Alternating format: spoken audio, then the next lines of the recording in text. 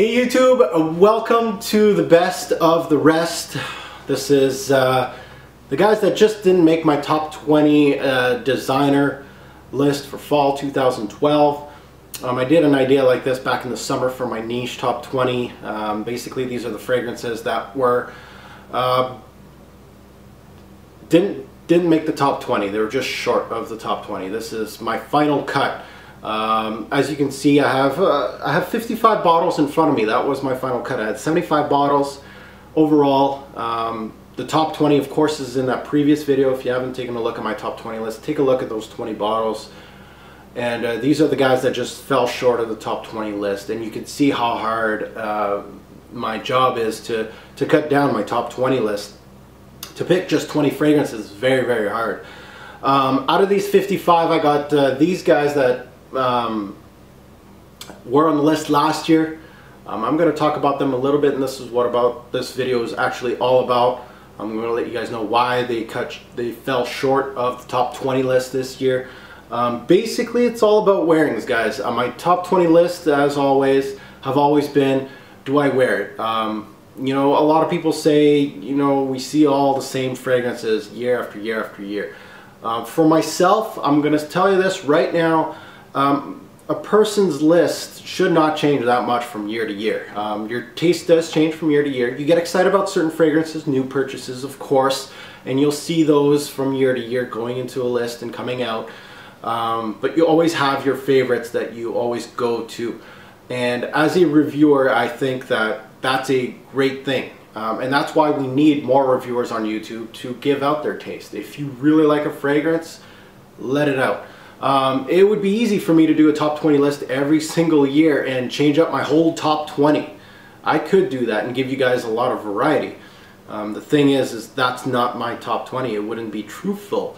And I really want, that list is more about how I feel.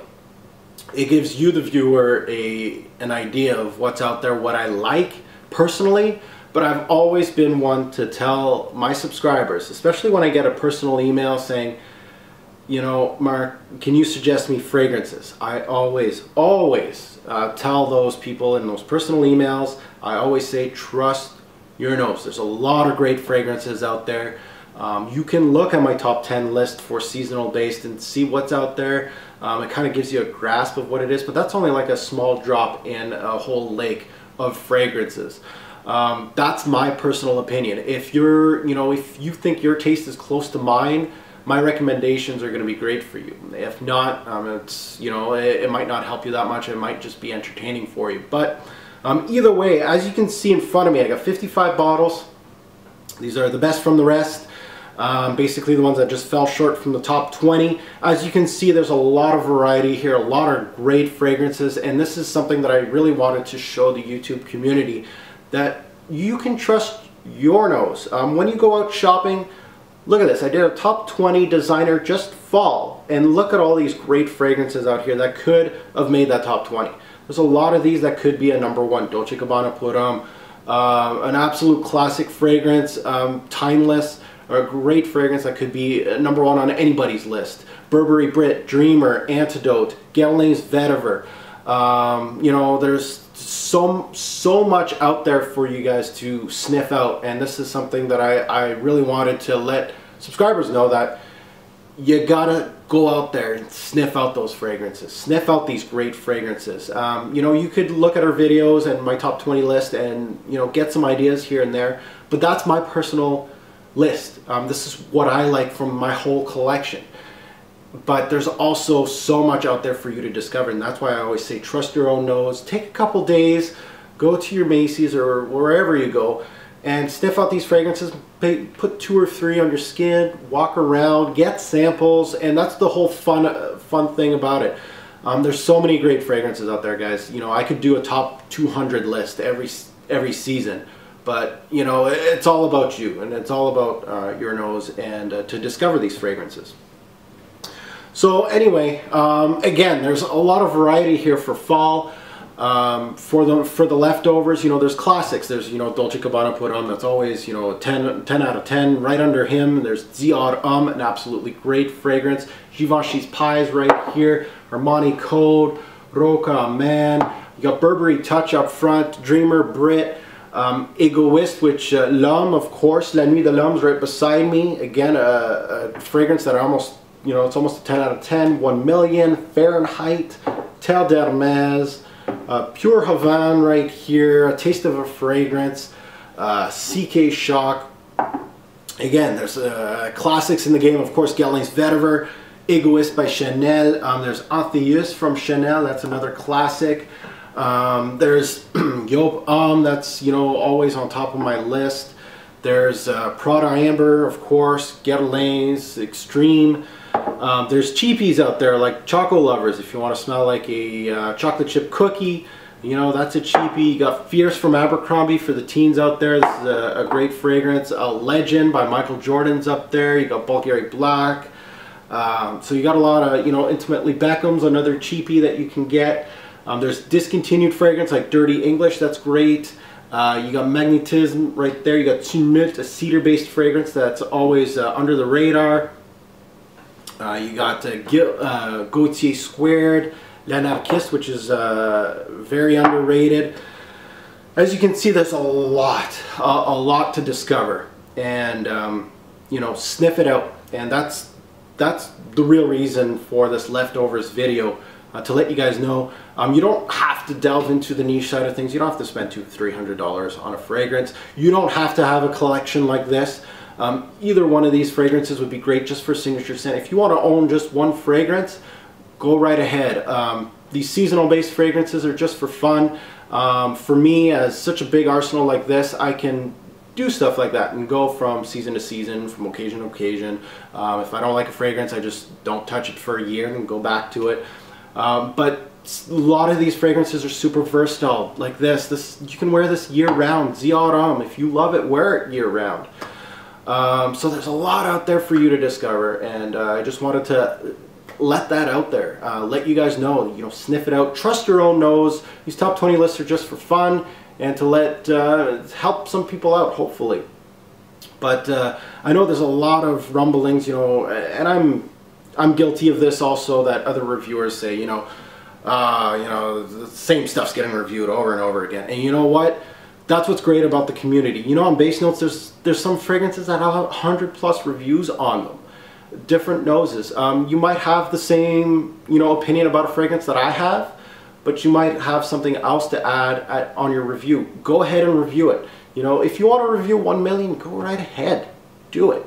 You know, I'm guilty of this, to, you know, saying, oh, you know, reviewers, you know, doing the same thing again and again. You know what? There's so much variety, and you know, reviewers, do your thing.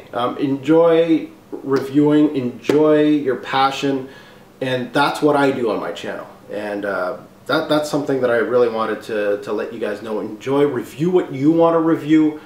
You know, even though there's a million reviews on something, give your take. It's going to help somebody out, I guarantee it. Enjoy what you do, review what you want to review. Don't let another reviewer or somebody else tell you this has been reviewed to death. Don't do it. You know, I just did New Harlem. There was 20-some reviews on YouTube about it. But you know what? I want to give my take. We all know that it's a syrupy fragrance. It kind of smells like breakfast, blah, blah, blah.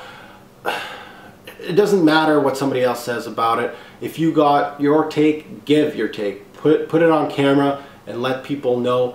There's never enough reviews on a fragrance. That being said, on my channel, I like how people do say things like, you're reviewing the same stuff. I don't get that, because I'm reviewing constantly new fragrances of different things. I just recently reviewed Calvin Klein's Euphoria Intense. I don't think anybody has heard of anything from me from Calvin Klein Euphoria Intense, so I did that review. Rock Volume 1, which has hardly any reviews on YouTube, I did that review. And then New Harlem, of course, is a very, very talked about fragrance, but I never really gave my full take on it. So it's always keep going, new reviews, and that's what you're going to get from me, and just trying to help you guys out by reviewing. Now, topic at hand, I kind of got off guard here, is the best of the rest. I'm not going to go through these fragrances one by one and tell you why they didn't make the list. These are all excellent fragrances that could have made the list in any year. You might see them pop up in my fall list when in the future. You just never know, but there's so much variety out there. I did want to tackle the ones that didn't make it, or did make it last year, my top 20 list, and didn't make it in this year's list. Just a small portion to let you guys know, because there's a lot of people asking about these fragrances. So let's get to it. The ones that didn't make it from last year's list. Let's tackle Rock Volume 1, which made last year's list, top 20 fall. Didn't make the list this year just because like I said in my full review of Rock Volume 1, I just kind of did not feel this fragrance. I was really loving it last year. I felt it was really unique. It is an excellent fragrance, but this fall, I just, after the review was done, I really didn't have the urge to wear it, and that's the reason why Rock Volume 1 is out of the top 20 list. The next one is Gallium Intense, which made the list last year. This year, it has a nice rhubarb note in it. It just got bumped because there's new fragrances that came to my stable, like Potion and 24 Gold and those type of fragrances that I really wanted to try out, and I wore them more than I actually wore this fragrance, and that's the reason why Gallium Intense didn't make it. Another one, CH for Men from Herrera. This is an excellent fragrance, a sweet fragrance that a lot of people should check out. It was my top 20 last year, didn't make it this year, just because I did have a lot of sweet fragrances in my top 20 this year that I actually wore a lot more than this one, but also an excellent fragrance that just was left out of the top 20. Now let's go to the ones that were, these guys were really hard to kick out of my top 20. Now Rocky Mountain Wood is the next one.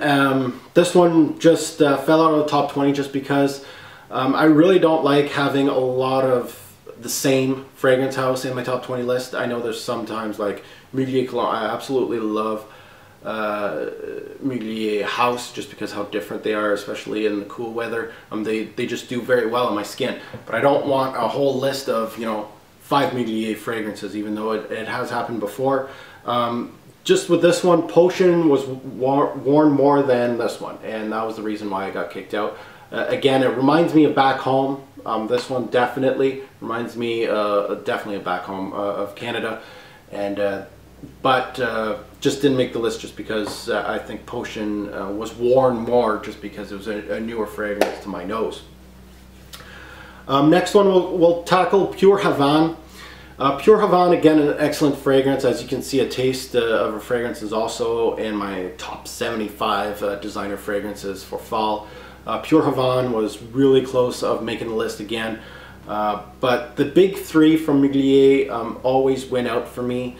You know, when I want that Angel Men DNA, you know, malt, pure coffee, and the original Angel Men are the ones that I reach out for the most, and Pure Havane is just getting ignored just a little bit, and not saying that it's a good, not a good fragrance, but it just didn't make my top 20 just because it just gets ignored.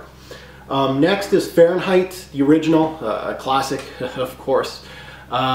Usually a staple in my cold weather fragrances. I've been wearing it a lot more this winter, so it might show back up in my top 20 winter designer when I make that video.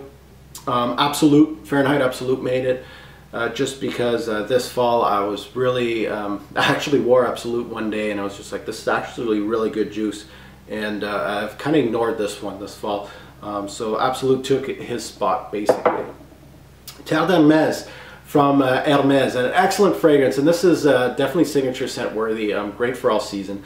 It got bumped out of the list this year just because this is one of these fragrances that's super versatile. It reminds me of Prada Amber. These are fragrances that I know are excellent. They're in my, you know, they're versatile, and I can wear them basically all season, every season. But it's one of those that I see the bottle and I'm just like, nah, I'm gonna go for something else. I just kind of ignore it all the time. But a great fragrance, and I've been smelling a lot of orange-based or tangerine-based fragrances recently that have really turned me off from that note, and I really don't want to wear Terre d'Hermès and get turned off from it, and that can happen to you.